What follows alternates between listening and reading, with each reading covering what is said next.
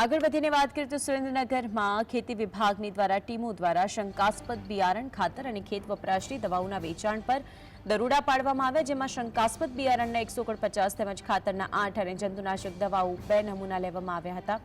શંકાસ્પદ ખાતર દવાઓ અને બિયારણના નમૂનાઓ પૃથક્કરણ માટે લેબમાં મોકલાયા અને જો લેવામાં આવેલા નમૂનાઓ ફેલ થશે તો કાર્યવાહી પણ હાથ ધરાશે। મહત્વનું એ કે સુરેન્દ્રનગર જિલ્લામાં નકલી બિયારણ તેમજ દવાઓ અને ખાતર વેચાણ થતા હોવાની ફરિયાદ મળતા ચેકિંગ કામગીરી અત્યારે હાલ કરવામાં હાથ ધરાઈ છે।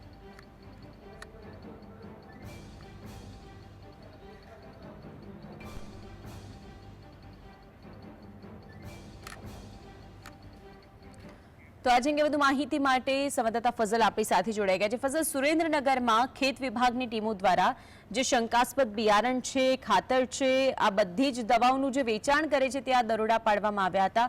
અત્યારે શું છે આપની પાસે વિગતો? શું એવું કંઈ ઝડપવામાં આવ્યું છે કે કેમ?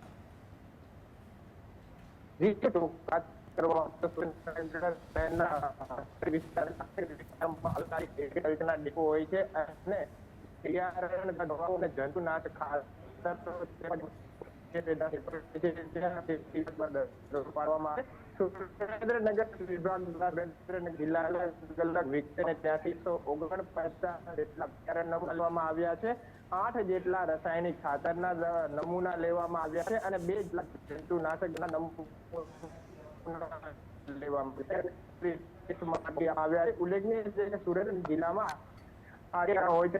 ડુપ્લિકેટ મોકલવાની ફરિયાદ હતી। તંત્રને અનેક વખત ખેડૂતો દ્વારા રજૂઆત કરી હતી અને આ રજૂઆત બાદ હવે તંત્ર જાણે થોડું જાગ્યું હોય તેવું લાગી રહ્યું છે। આજ હજારનો દિવસ છે તેમની અલગ અલગ ટીમો દ્વારા સુરેન્દ્રનગર તેમજ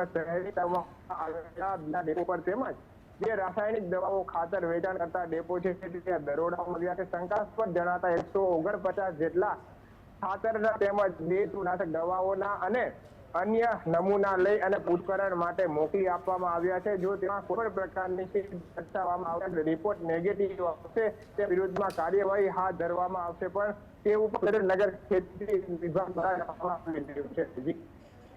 ફઝલ, આપ જોડાયા અને વિગતો જણાવી તે બદલ